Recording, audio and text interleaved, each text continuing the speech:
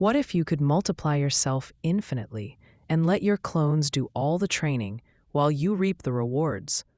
That's the premise of my clones cultivated low-grade martial arts until they became immortal martial arts.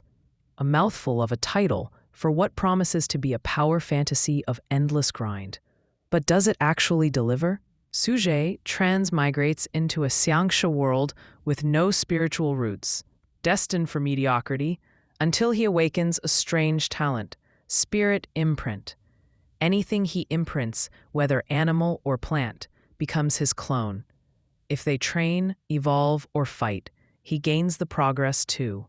From demon apes to silkworms to world trees, his clones expand into an army of cultivation on his behalf. At first, this is exciting. The concept screams efficiency, and the potential scope is massive.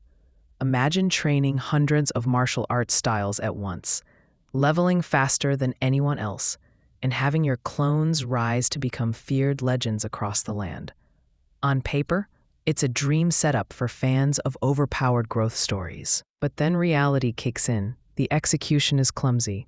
Instead of exploring the depth of having a shared consciousness across so many clones, the story leans on generic cultivation battles, repetitive power-ups, and a lot of questionable logic. Su Jie is both frustrating. His willingness to trade away decades of his life for minor boosts makes him less like a clever cultivator and more like someone actively sabotaging himself. Sure, plot armor swoops in later to fix everything, but that just cheapens the tension even more. Side characters? Practically non-existent. The spotlight is almost exclusively on Su Jie and his clones, with little emotional grounding or meaningful relationships.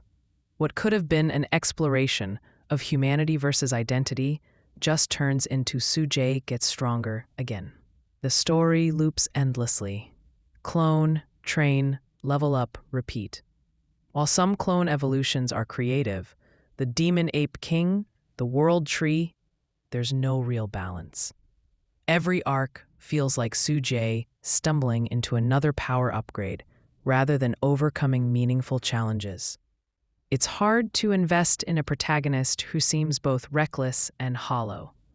Without real stakes, relationships, or personality beyond the grind, the novel starts to feel empty, even if the concept itself had promise.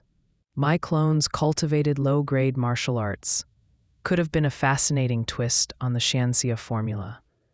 Instead, it's a shallow grindfest, weighed down by poor character writing and over-reliance on plot armor. Unless you're just here for brain-off OP training montages, it's skippable. So, would you read a clone cultivation story if it leaned into the psychological side of sharing power with dozens of versions of yourself? Or do you just want the raw power fantasy? Let me know in the comments. And don't forget to like and subscribe for more breakdowns.